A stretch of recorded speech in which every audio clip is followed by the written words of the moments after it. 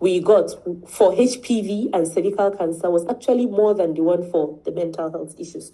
So we tried as much as possible to ensure that there was no gathering that we did not include HPV vaccination. We met with the chiefs, we talked to them about HPV vaccine, we collaborated with other partners. So Pathfinder was a very strong partner, a very great supporter of our activities, but we also partnered with CHAI, and we shared these comic books that had simple awareness talk about HPV to community secondary schools.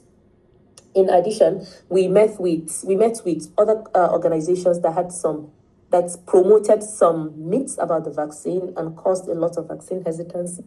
So we went to meet their leadership, and we discussed with them and were able to clarify some of those controversies that they were earlier promulgating.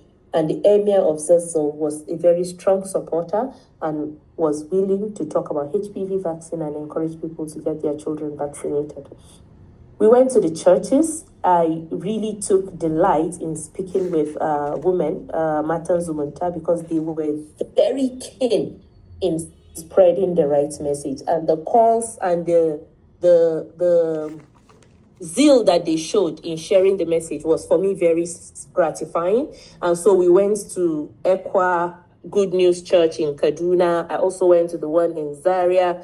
We went as a team to promote this message, and I honestly got a lot of support from them. We did lots of radio and TV programs alongside Pathfinder. And we didn't just talk about the vaccine. We took the vaccination ourselves, went to schools, went to communities, and we made sure we dropped a dose into their deltoids. So we gave the vaccine ourselves for girls that were eligible and had not gotten the vaccine. Now, what we did if we went to school is prior to, let's say if we want to go there on Monday, we'll go to the school Wednesday prior.